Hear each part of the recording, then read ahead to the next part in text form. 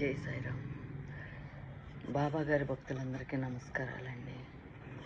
షిరిడి వెళ్ళామని చెప్పాం కదా, తర్వాత షిరిడిలో జరిగిన అనుభవాలన్నీ చెప్పాలని ఉంది. ఏం జరిగిందంటే, షిరిడి వెళ్ళిన తర్వాత వెళ్ళేటప్పుడే బాబా గారిని నేను అడిగాను, స్వామి నాకు ఆశీర్వచనం ఇవ్వాలి మీరు. బాబా దండం పెట్టుకుని వెళ్ళాము.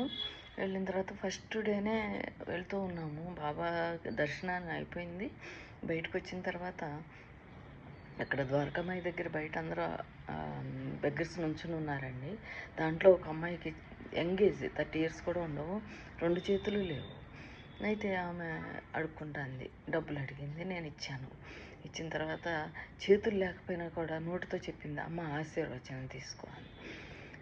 అదేంటి బాబా అప్పుడే తొందరగా ఆశీర్వచనం ఇచ్చేసారని సంతోషంగా వెళ్ళిపోయానండి. ఆ తర్వాత మళ్ళీ ఇంకా మేము షిరిడీలో 10 days ఉన్నాము. ఆ తర్వాత ఏం జరిగింది, ఇంకొక ఆశీర్వచనం బాబా గారు ఇచ్చారండి. నెక్స్ట్ వీడియోలో నేను చెప్తాను. జై సాయిరామ్ అండి.